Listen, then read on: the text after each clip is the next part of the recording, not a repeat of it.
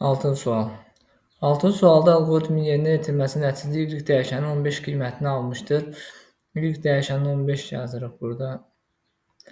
Burada y-in yerinə bizdən x dəyişənin dəyəri neçə olmuşdur soruşur. Burada yenə y-in yerinə yazırıq x çıx 5 üstə gəl 9. Bu da x bərabərdir.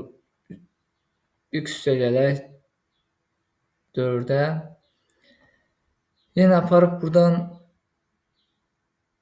x üstə gələk 4, x üstə gələk x çıxaq 5, yəni y-in yerinədir belə. Bunlar bərabərdir 15-ə.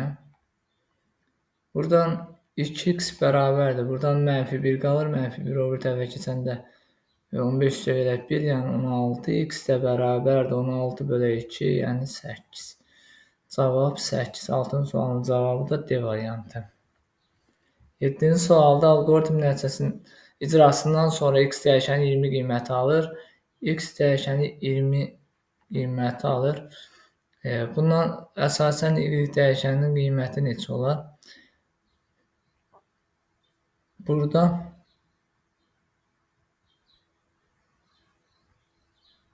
belə bir şey yaza bilərik ki, x-in yerinə burada gətirib yazayıq 5 y bölü 2, sonra da 2-yə vuracağıq.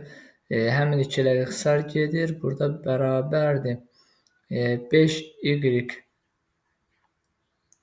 üstə gələk 5.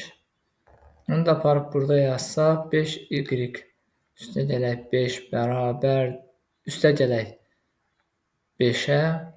Bu da bərabərdir 20. 5y bərabərdir 20-dən 10 çıxsaq 10-a, y də bərabərdir 2-yə.